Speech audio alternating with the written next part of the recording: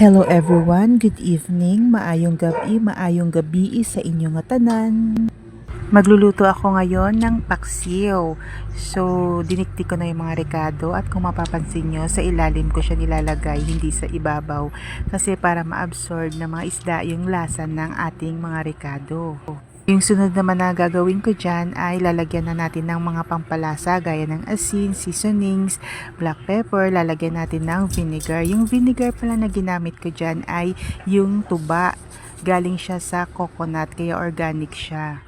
Pagkatapos lalagyan ko rin siya ng patak ng mantika para mamaya maganda yung itsura niya pag natuyuan na siya.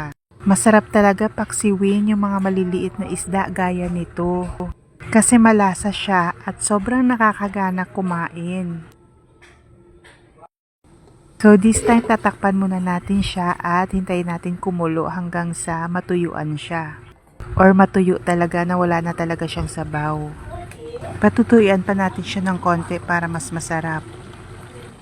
You are the one who makes me happy when everything else turns to gray.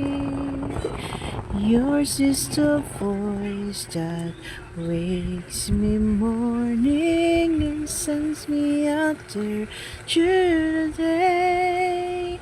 You are the heart and my soul, my inspiration.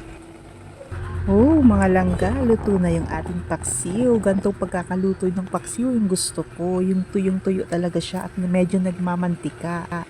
Pag ganito talaga yung ulam, ay mapaparami talaga yung kain mo. So mga langga, maraming salamat sa panonood. Yan lang po. Bye!